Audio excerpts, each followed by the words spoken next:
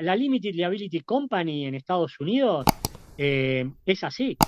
Te deja, te permite acomodarte a las necesidades de los que te van a poner la plata. Porque vos querés poner plata para un emprendedor, pero tenés determinadas condiciones para ponerle la plata, y yo, que le voy a poner la plata al emprendedor, tengo otras condiciones que no necesariamente son las tuyas. Entonces, necesitas una flexibilidad que le permita al emprendedor eh, negociar con cada uno de los que le va a poner la plata. Ahora, acá es donde vos jugás, che, el emprendedor tiene la capacidad para esa negociación y la tiene que tener. Si tengo que creer que la tiene que tener, se tiene que capacitar para tenerla. Si no tiene que estar el Estado protegiendo a todo el mundo. El Estado tiene que proteger en determinado marco o tiene que actuar en determinado marco, en marcos muy específicos, como puede ser, le decimos siempre, la salud, una parte, un sistema en educación, vigilancia o seguridad. Y después el ser humano también tiene que empezar a entender que tiene sus derechos y que tiene sus obligaciones. Esto es, esto es La Inquietud con Garrett Edwards. El lugar donde hay más preguntas que certezas.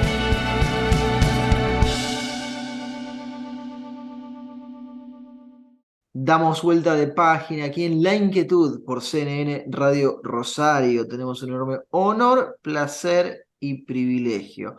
Es abogado, titular de uno de los estudios jurídicos más prestigiosos de la Argentina. Fue presidente del Colegio de Abogados de Rosario entre 2015 y 2017.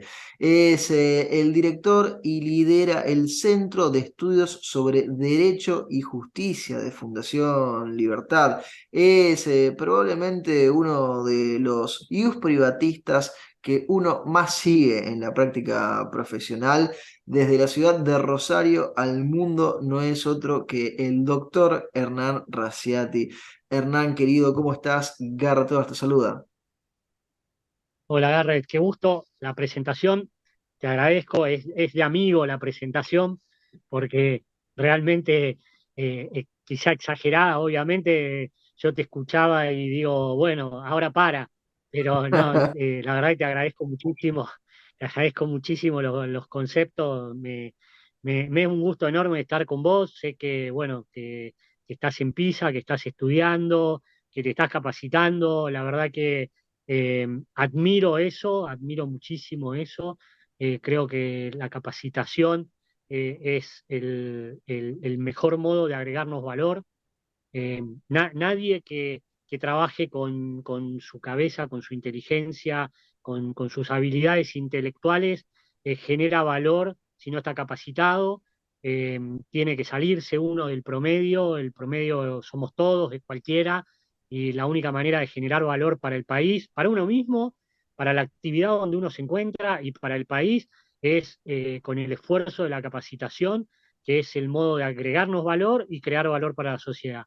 Así que, así como vos hablabas de, de, de algunos logros personales, yo te felicito por los estudios que estás haciendo, por tu interés por capacitarte, por el esfuerzo que eso significa, por todo, por los costos, por todo lo que trae aparejado. Mientras otros se divierten, vos estás estudiando y te estás capacitando.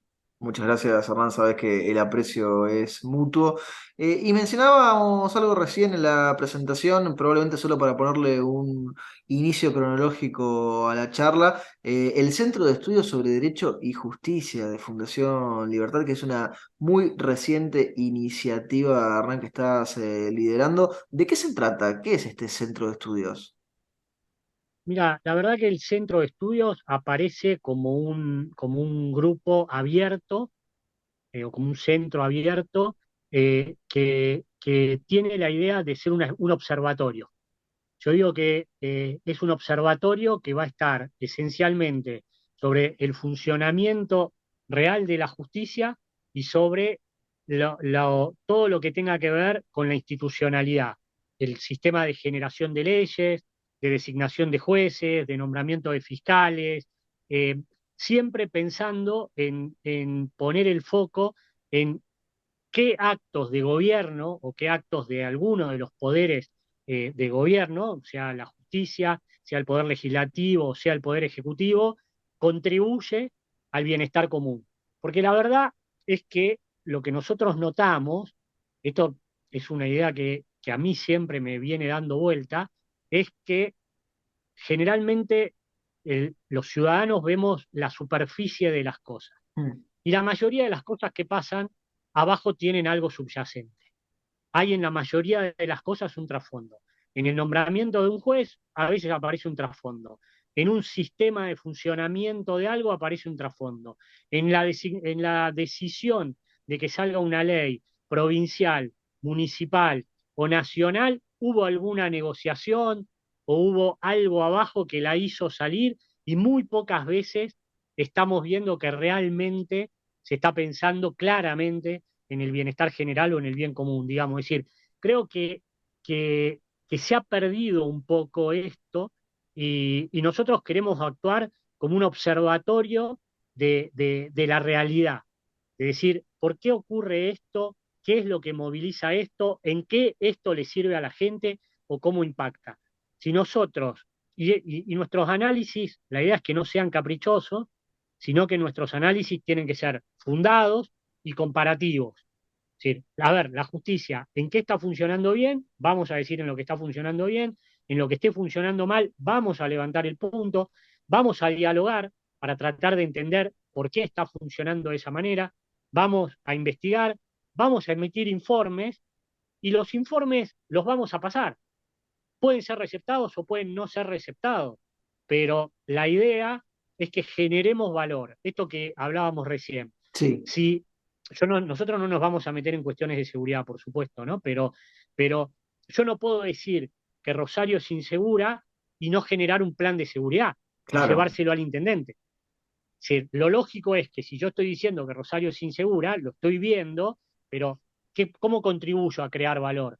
Genero un plan de seguridad, se lo pongo en las manos al intendente y le digo, acá tenés un plan de seguridad preparado. Fíjate si te sirve, encontrarle los puntos flojos, tratemos de construir valor entre todos, digamos. Esto es, vamos a tratar de ser un observatorio que, que contribuya al bienestar común, a los valores de la ética, a los valores de la libertad y también digamos, es decir, a la inclusión y a la solidaridad, obviamente, ¿no? Y tratar de ser integradores.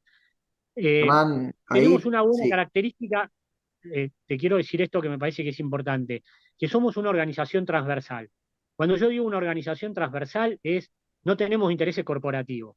Porque cuando yo fui presidente del Colegio de Abogados, quería hacer muchas cosas para la comunidad, pero siempre atrás mío había un interés corporativo, que mm, era el interés de los abogados.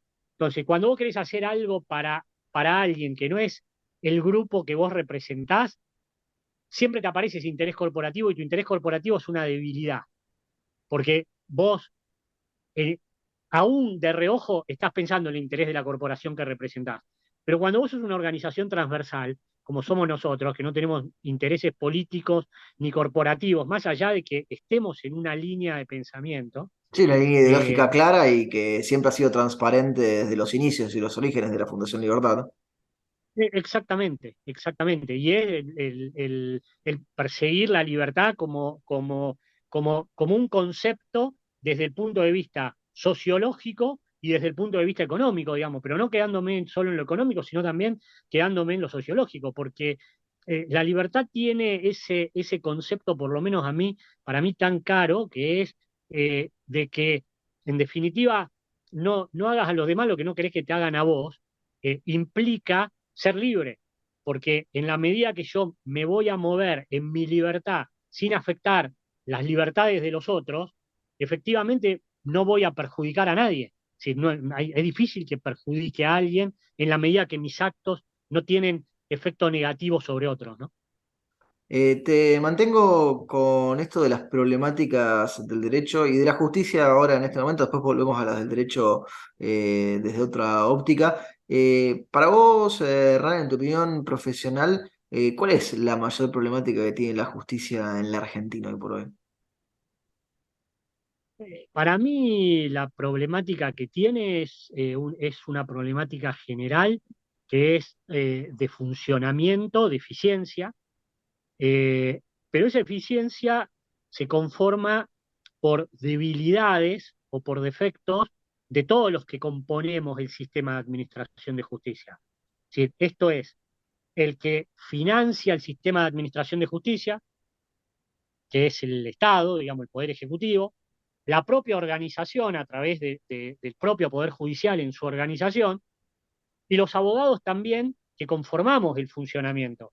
Porque la justicia puede estar como sistema muy bien organizada, pero si los abogados no son efectivos o no son eficientes en su funcionamiento, la van a trabar. Es decir, van a trabar la justicia, digamos. Es decir, ¿qué quiero decir con esto? Si nosotros mismos, como abogados, no entendemos que hay cuestiones que debemos resolverlas o que hay cuestiones que sabemos que no debemos llevar a la justicia porque no corresponde, porque llevarla a la justicia es solo pérdida de tiempo o dilaciones o evitar que efectivamente alguien pueda ejercer su derecho, porque muchas veces estas cosas ocurren. En definitiva, yo estoy afectando el sistema de administración de justicia, Mm. porque si yo no tengo el, el- en una situación donde es claro que no tengo derecho, no tengo el señorío para decirle a mi cliente, eh, no se justifique ir a la justicia con este tema, porque no tenés razón, y lo llevo a la justicia solamente por una cuestión de eh, profesión, digamos, de profesión, de ejercicio profesional, de honorarios, de Mm. tener trabajo, y la verdad que la estoy subutilizando la justicia. Claro. Y no estoy ejerciendo correctamente mi profesión tampoco, porque yo tengo que decirle las cosas que no se justifica que se lleguen a la justicia. Entonces, en esto nosotros mismos, los abogados, nos tenemos que mirar y hacer esa autocrítica. Ahora, cuando llegan las cosas a la justicia y la justicia tiene que funcionar correctamente. Funcionar correctamente es funcionar con eficiencia. Y funcionar con eficiencia, y bueno, tiene que haber eh, pruebas de sistemas que efectivamente demuestren que están funcionando, digamos. Es decir, ¿qué propongo yo, por ejemplo? Que es A una de ver. las cosas que nosotros siempre decimos. Tiene que haber auditorías de tercero de funcionamiento. Es decir, el propio organismo, el propio Poder Judicial, se tiene que someter a auditoría de tercero. Es decir, ¿qué significa la auditoría de tercero? No sé, busquemos eh, un equipo correcto de personas que conozcan procesos y que a través de procesos digan si un juzgado está bien manejado o está mal manejado, porque un juzgado a lo mejor puede tener 10 o 15 empleados y cada juez lo maneja de distinta manera. Y yo no sé si el juez o el secretario están aptos para manejar 15 empleados, ni tan siquiera sé si tienen conocimiento de procesos de funcionamiento. Nosotros en el estudio, por ejemplo, ¿qué tomamos? Nosotros tomamos un ingeniero industrial que nos diga cuáles son los procesos que nosotros tenemos, los modos de llevar adelante nuestros procesos Qué de interesante. funcionamiento. Desde recibir una cédula, desde derivar un tema, desde atender el teléfono y pasarlo, todo lo que es no pérdidas de tiempo, no desperdicios, no bolsones de ineficiencia. Y ahí Yo como encontraron, por abogado, ejemplo, no te voy a preguntar en el caso particular, pero ahí encontraron, por ejemplo, no sé, se pierde demasiado tiempo redactando cédulas, o los llamados de teléfono se tarda demasiado en responderlos, o lo que fuera. tal cual, No hace falta que nos exactamente. digas en el caso específico, pero No, digo, exactamente, exactamente. O se están derivando mal los temas a abogados que no tienen la capacidad para hacer estos temas y si esto, sí, de porque acuerdo se a lo que dedican a nosotros otra vemos, cosa, o porque este tiene una especialidad mejor y esto te lo resolvería más rápido. tal cual, exactamente. Esos son procesos de eficiencia que en la justicia vos te tenés que someter a una auditoría Mm. en ese sentido. Che, esto está llevándose correctamente. ¿Quién lo mide eso? Bueno, lo puede medir un tercero. Y decir, mira, nos expusimos al análisis de un tercero y un tercero nos dijo que esto está correcto. ¿Por qué la justicia no puede someterse a un análisis de normas ISO? Qué buena pregunta. Claro. Entonces, este tipo de cosas son sobre las cosas que nosotros queremos poner énfasis. Obviamente, no, desde posturas caprichosas, te insisto en esto, No, no, acabas de sino hablar sobre de cuestiones datos, de análisis, de cuestión científica y de tal cuestión cual, metodológica, ¿no? Detrás. tal Hernán, cual, te exactamente. mantengo en el mundo del derecho, después vamos a ir un poco a la política, ¿no? Pero te mantengo en el mundo del derecho y te llevo a otro plano, porque hablábamos recién de la justicia, pero ahora me interesaría mucho que nos compartas alguna reflexión sobre, para vos, en lo jurídico, ya no necesariamente en el mundo de la administración de la justicia, para vos, ¿cuál es el problema más acuciante que tiene hoy por hoy nuestro derecho? Mm, a ver, yo creo que en materia de normas estamos bien en las áreas que yo conozco, que son esencialmente lo comercial y lo civil, pero esencialmente lo comercial, digamos. Es decir, creo que en eso puede haber mejorías. eh, Creo que, a ver, después te toco lo laboral, que no Sí, lo sí. conozco, pero No, lo conozco porque estudio, digamos, lo conozco. pero acá ahí tiene seguramente a lo mejor una discusión más grande de qué se tendría que corregir o mejorar. Exactamente. En nuestra materia, creo, por ejemplo, digamos, en temas comerciales, yo creo que un avance son las normas que flexibilizan, que flexibilizan la normativa vinculada con los negocios. Vos acá tenés como dos grandes, como un gran dilema, eh, que es el análisis de hasta dónde una persona que negocia o un empresario, olvidémonos de los consumidores que tienen que ser protegidos, ¿no?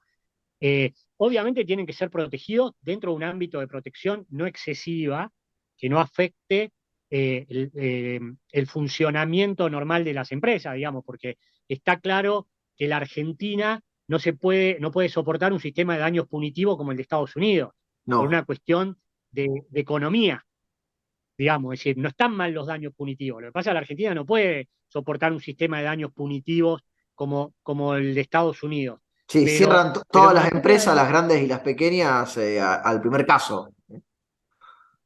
sobre todo las pequeñas, sobre todo las pequeñas se funden al primer caso, digamos. Es decir, las grandes generalmente no, porque por ahí son multinacionales y tienen que soportar este daño punitivo en el exterior. Y si la casa matriz considera que esto se puede pagar, bueno, se podrá pagar, digamos. Pero a las empresas locales, a las pequeñas que quieren arrancar en cuestiones que estén relacionadas con consumo, y se les haría muy cuesta arriba. El daño punitivo no digo que esté mal, en efecto, en defensa del consumidor, en las leyes de defensa del consumidor está el daño punitivo y me parece razonable que esté, pero no en marcos como de sanciones como en Estados Unidos. Las sanciones son muchísimo más bajas. Pero vos acá, en materia de negocios, por ejemplo, que este es un tema, vos cuando, yo digo, necesitamos legislaciones flexibles. Vos acá tenés una dos miradas. Una, hasta la primera mirada es, creo que el hombre es lo suficientemente racional para negociar debidamente y no necesita que existan normas imperativas en la cual el Estado lo cubra, digamos, cubra su error de razonamiento Mm. y aparezca la norma imperativa o la norma supletoria llenando ese espacio, o el hombre es absolutamente libre y cuando negocia sabe negociar bien y las normas tienen que ser absolutamente flexibles y tiene que haber plena libertad para dejar de lado normas que estén previstas en código. Yo creo en eso. Yo creo en en la racionalidad del hombre para discutir. Es decir, yo creo que yo me puedo dar mi mejor contrato respecto del contrato, o mi mejor organización jurídica respecto del contrato que me puede dar un legislador, por decirlo de alguna manera, Sí, sí, que que nadie te va a dar depone un contrato mejor que vos mismo, que sos el que lo necesita. tal cual, exactamente. Nadie me va a dar un mejor contrato. Entonces, te encontrás con normas que por ahí, por cubrir a las partes o a una de las partes, terminan siendo negativas. Ejemplo, las leyes de locación. La ley de locación reciente es un ejemplo de inmuebles vacíos, gente que no quiere alquilar directamente porque no se quiere exponer a cláusulas de actualización de precio que son puestas por el Estado, que son de alguna manera que no responden a la realidad. Entonces, yo creo que el Estado cuando legisla mucho eh, termina metiendo la pata, ¿no? Es decir, cuando yo pienso que hay que dar un marco de libertad con protección a determinados sectores.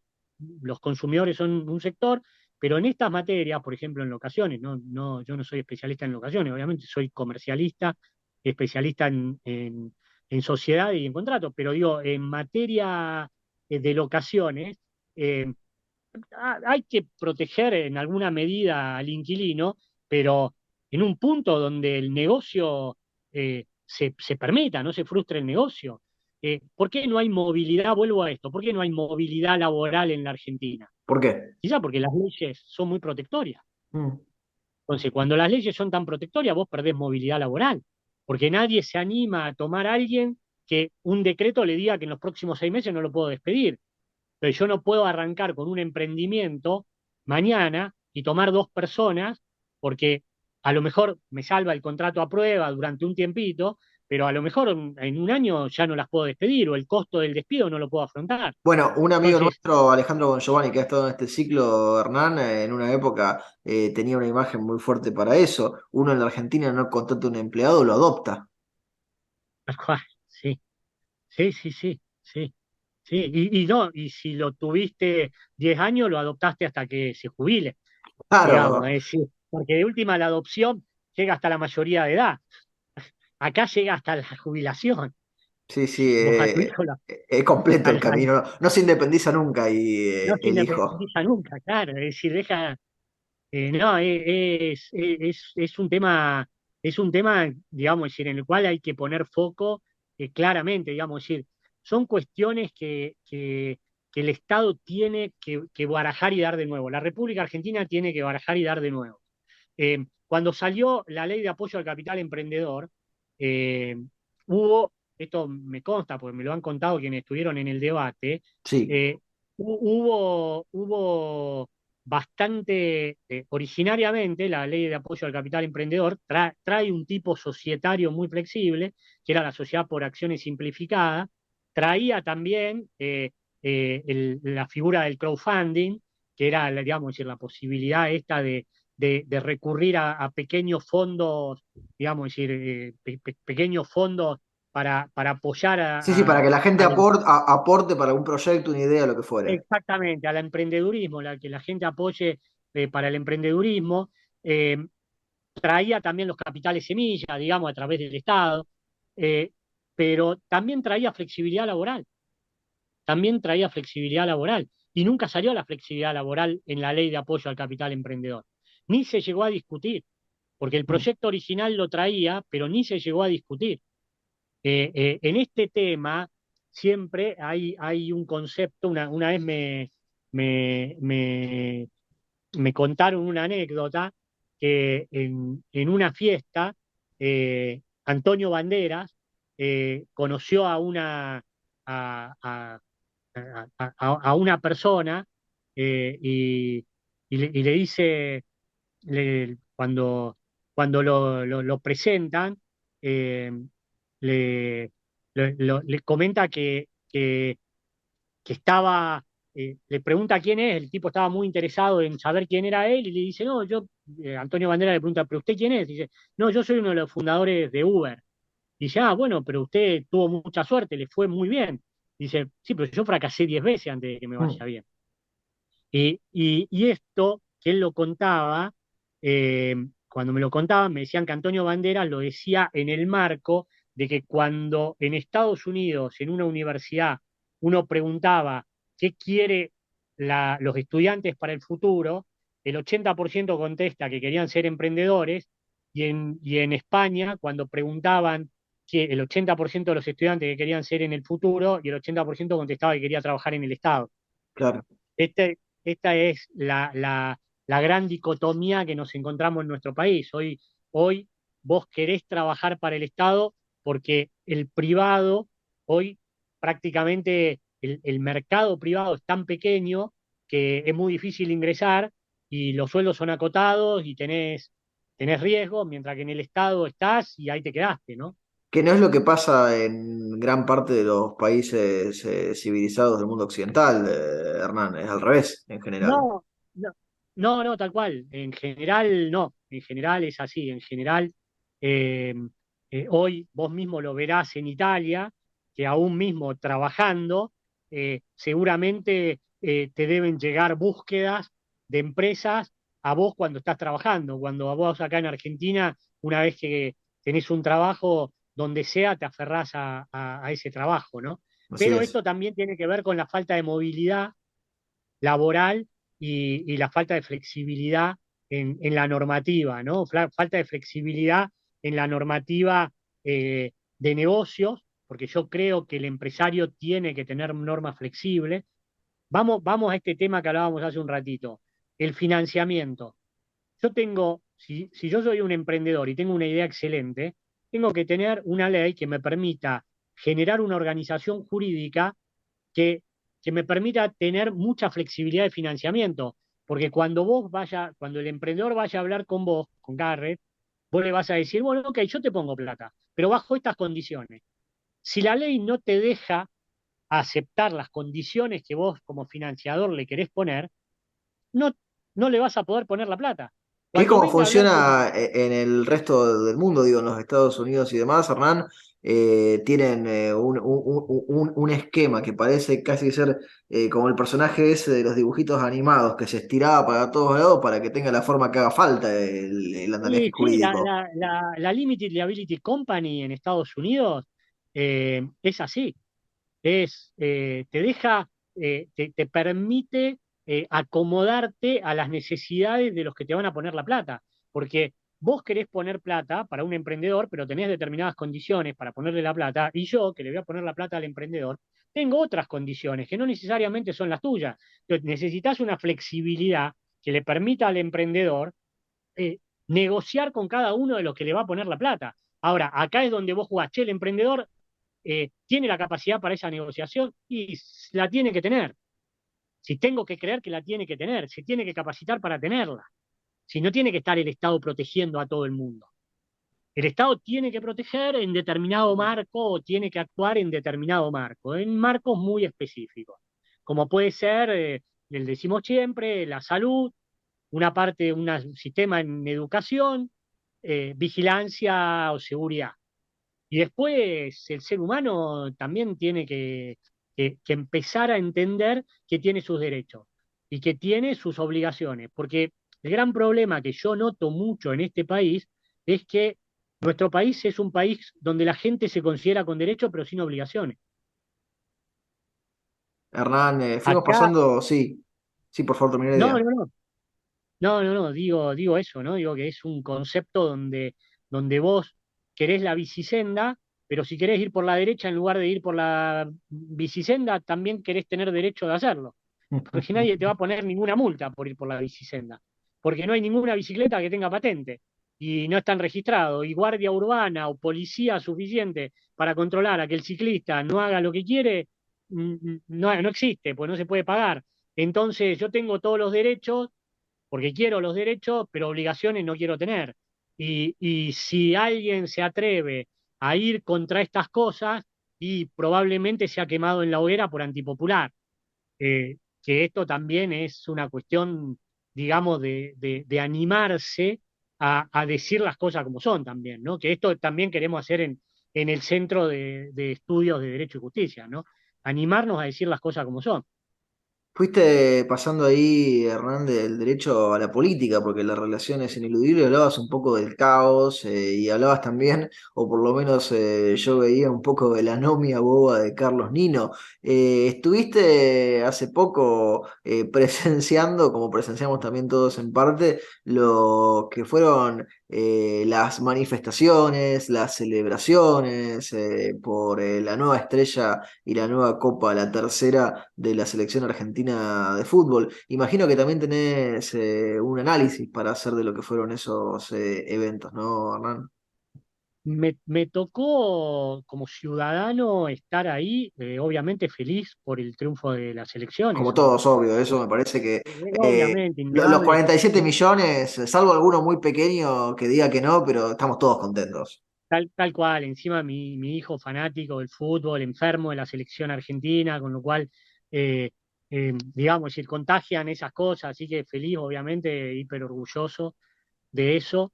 eh, pero la verdad que me tocó ir a Ezeiza esa mañana, pero no a recibir a la selección, me tocó ir a buscar a una persona que llegaba de Europa a las 8 de la mañana, y previsor, dormí la noche anterior en el Holiday Inn de Ezeiza, eran las 8 de la mañana, fui a buscarlo a las 8 de la mañana, pensé que no iba a tener ya más ningún problema para volver, y no, quedé inmerso en medio del caos a partir de las 9 de la mañana, no se podía salir de Ezeiza, no se podía llegar a Ezeiza, eh, para volver al hotel a buscar mis valijas, para poder llevar a esta persona de vuelta, traer a esta persona de vuelta a Rosario, eh, tuve que recorrer todo el conurbano, tardé creo que 5 o 6 horas en volver a un hotel, que me había demorado llegar a Ezeiza en la ida 10 minutos, no había corredores de seguridad, fue la organización de la desorganización. La verdad que tuvieron la capacidad de organizar algo para desorganizarlo, digamos. Es decir, no había, creo que si no lo organizaban, si esto lo dejaban fluir solo, hubiera sido igual, exactamente igual. Una muestra de la Argentina, Eh, ¿no, Hernán? Todo eso, entonces, digo, quizá de las más claras que hemos tenido en mucho tiempo.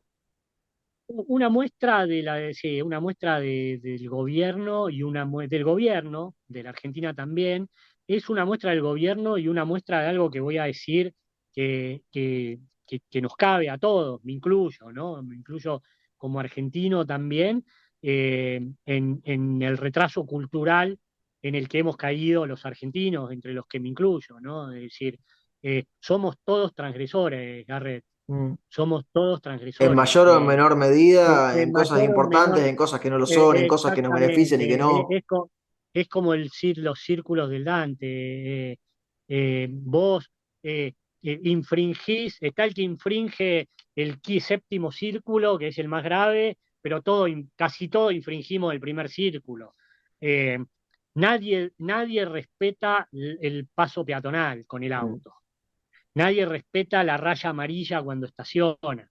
Eh, yo tengo una anécdota de la persona que tenía no directa, pero sí me la contaron, de la persona que tenía la concesión de las grúas en Cava, y me decía que el concesionario de las grúas de Cava, eh, re- sacaba autos, digamos, y levantaba autos en infracción, pero cuando levantaba mucho los autos en infracción y la gente entendía que tenía que cumplir la norma porque si no le iban a levantar el auto que estaba en infracción, el concesionario dejaba de levantar en los autos, porque la gente se empezaba a relajar de nuevo. Claro, cuando no había auto en infracción no recaudaba. Entonces dejaba de levantar autos, la gente se relajaba, che, no levanta auto, pin, lo dejo en la raya amarilla, lo dejo donde no se puede estacionar, donde para el colectivo, volvía a levantar. Entonces, un ida y vuelta. Nosotros Es estamos impresionante esa anécdota, Hernán, porque yo te agrego ahí, una vez estuve en Irlanda con unos amigos, alquilamos un auto, llegamos al Airbnb y lo tenemos que dejar en la calle. Y la primera pregunta es, che, no encontramos el parquímetro. ¿Acá pondrán o no pondrán multa? Le preguntamos ahí a un vaquiano que estaba pasando un irlandés y le dice, no, a ver, acá vos lo dejás 5 minutos sin el coso y te van a meter una multa gigante como una casa. Dicho y hecho, fuimos, encontramos de alguna manera, pagamos el parquímetro. Lo que decís vos es lo que evitaron cuando empezaba a cambiar el comportamiento de la gente, justamente para no perder la recaudación o el ingreso, cuando la idea debería ser la contraria, que nos pase como nosotros, que no conocemos el lugar, pero si sabemos que la norma hay que cumplirla y que tiene una sanción, vamos y la cumplimos. tal cual. Nosotros tenemos que acostumbrarnos y educarnos, cuando hablo de retraso cultural, por eso me incluyo e incluyo a todo el mundo en esto, tenemos que educarnos de un modo de decir, che, ahí hay una raya amarilla, llevo a mi hijo al colegio, ¿lo dejo el auto en doble fila? No, no corresponde. Tengo que dar 3 cuadras, y caminaré 3 cuadras, llueve, tengo que caminar 3 cuadras, sí, tengo que caminar 3 cuadras. Tengo que dejar el auto donde se pueda estacionar y tengo que caminar 3 cuadras. Y si no, lo llevo caminando y lo llevo con paraguas. Porque las incomodidades forman parte de la convivencia. Mm. Es decir, la incomodidad es cuando yo asumo una incomodidad, le estoy permitiendo una comodidad a otro, pero una comodidad reglamentada. Cuando yo vengo con el auto y encuentro los autos en doble fila en la puerta del colegio, esa persona que está pensando en su comodidad está afectando mi libertad, está afectando mi comodidad, está afectando mi libertad de transitar tranquilamente por la calle donde tengo que poder transitar. Pero no, él por su comodidad lo puso en doble fila y me afectó a mí. Pero estas son las cosas que donde yo hablo de retraso cultural. Porque no todos queremos transgredir, todos, en pequeña o en mayor medida. Entonces, eh, esto es una cuestión donde, como dice todo el mundo, digo, si esto ya no es mío, las normas son sugerencias, Mm. no son leyes, no son sugerencias. No podés estacionar en la raya amarilla, pero es una sugerencia, porque yo no te voy a sancionar, nadie te va a recoger el auto, y si te recogen el auto, y seguramente insultás al de la grúa, seguramente insultás al del corralón. A mí me pasó, mira, yo te voy a pasar una anécdota que me pasó a mí, ¿no? Sí, En Noruega. En Noruega iba con una persona que me llevaba a recorrer y en la ruta decía que la velocidad máxima era 70 y, y el hombre iba a 60. Yo le digo, esta ruta, le digo, ¿podemos ir un poco más rápido que a 60? Y el hombre me dice, no, señor, 70 es el máximo, yo voy a 60 porque no quiero bajo ningún punto de vista transgredir. Entonces ahí me puse a pensar y le digo al hombre, le digo, en mi país, yo, no estoy hablando de otra persona, obvio, Hernán obvio, Graciati, que sí. me considero un tipo más o menos educado, eh, no solo estaría pensando en transgredirla probablemente y ir a 100, porque me parece que a 100 no le hago mal a nadie si no hay nadie, sino que pensaría, ¿quién es el, voy a utilizar un término, Sí, el sí, sí. animal que pensó que en una ruta tan clara y tan vacía tiene que ir a 80? Y cuando yo lo que tengo que pensar es que la persona que dijo que había que ir a 80 era una persona preparada y que sabía que para guardar la seguridad, en esa ruta hay que ir a 80. Y yo tengo que respetar eso que viene del Estado. El tema es una cuestión de respeto a quien dispone las normas, a partir de que las normas sean coherentes, a partir de que nos den libertades, a partir de que tengan sanciones, a partir de Y que que esas son todos los sanciones elementos que estuviste analizando antes, Hernán, que en la Argentina faltan o se han marrado. faltan. Convertimos la anormalidad en normalidad nosotros. Ese es el problema, Garrett. Hernán, la última pregunta se la hacemos absolutamente a todos nuestros entrevistados porque el programa se llama La Inquietud y el nombre es un juego de palabras. ¿Qué inquieta a Hernán Raciati? Eh, Me inquieta la corrupción. Me parece que es el principal mal del país. Está enquistada en todos lados.